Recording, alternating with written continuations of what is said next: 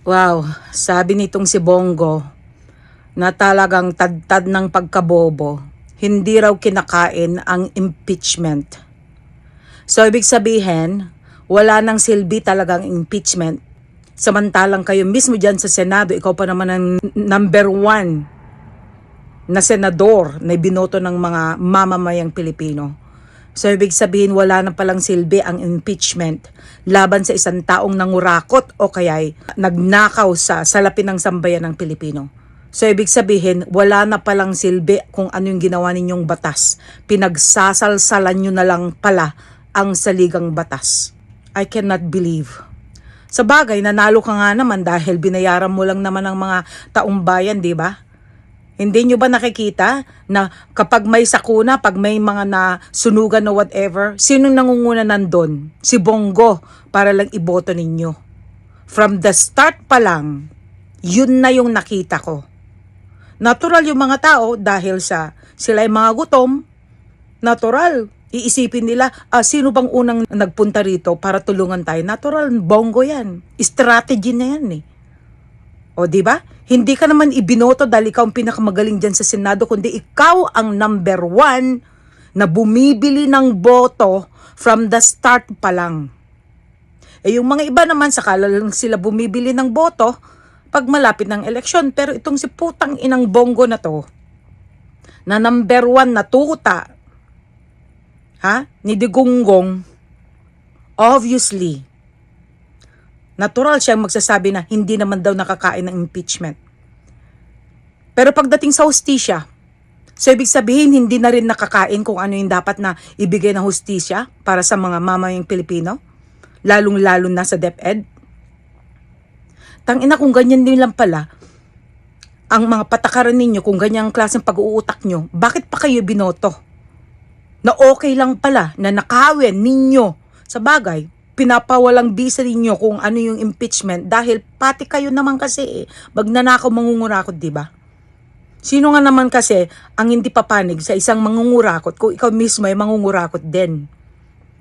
Kaya saludo ako dun sa 5. At least sila may integridad. Talagang pinangatawan talaga nila na sila ang totoong nagsisilbi para sa sambayan, hindi yung nagsisilbi para kay Digunggong, obviously. Diba? Nakapanghihinayang nga naman talaga.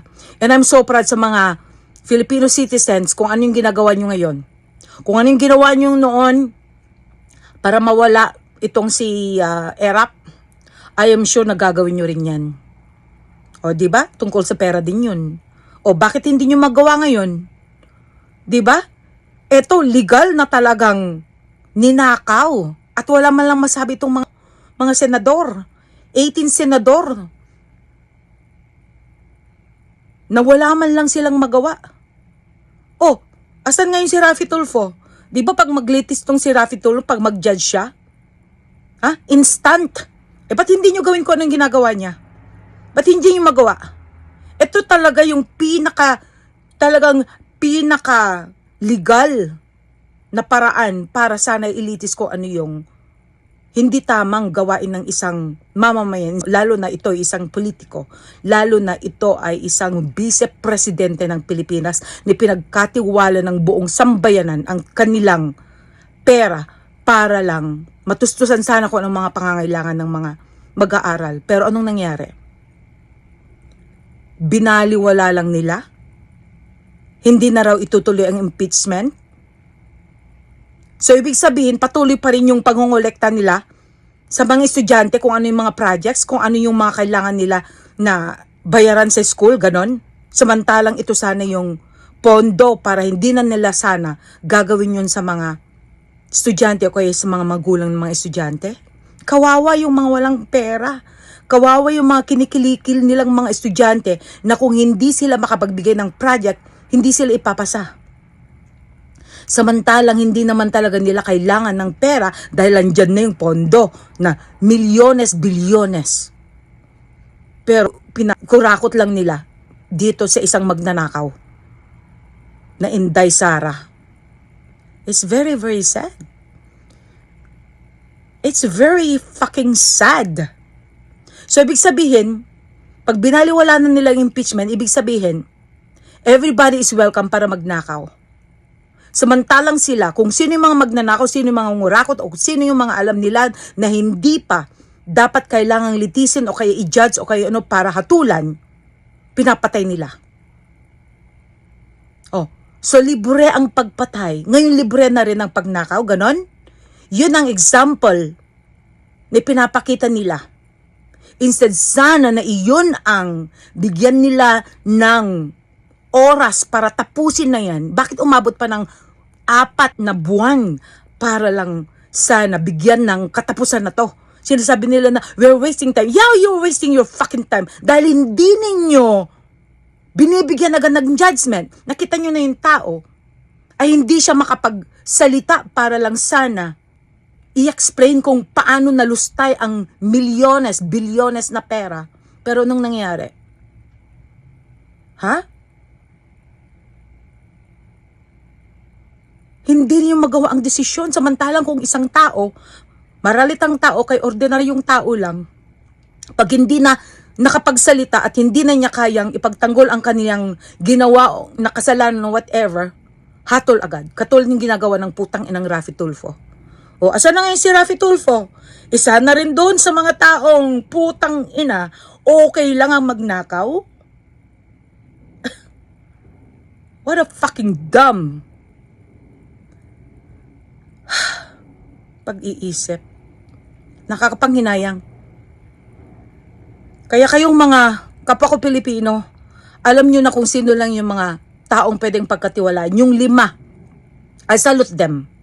At least sila yung mga taong may mga prinsipyo, may integridad, may dignidad, at iyon ang pinapangatawanan nila. Ito naman si Amy Marcos, traidor ka. 'Di ba? Ikaw mismo, nag-manipulate, nag-brainwash sa utak ng mga kapwa mo dyan, mga gagong bobong mga senador din. Sinasabi no, saan daw sila lulugar? Ito daw ay politician, ano lang yon, ek-ek. Dahil malapit na ang, Diyos ko, hindi ko na tuloy alam kung anong iisipin ng mga tao ngayon eh. Yung mga Dutertards naman, okay lang. Mga bobo kayo, putang ina ninyo. Samantalang kayo, nandyan kayo namamalimos lang sa social media. At kung sino yung mga nagpapakatotoo dahil ang naglalagay talaga ng kung ano yung kanilang mga prinsipyo din. 'Di ba? Kung sino yung mga gustong lumaban din dahil lahat tayo may karapatang magsalita. Hindi porke ako si Mystica wala na akong karapatan. Hindi porke wala ako dyan, wala na rin akong karapatan. Pilipino pa rin ako. Mga punyeta kayo. Oh. Kaya yung mga 18 senators,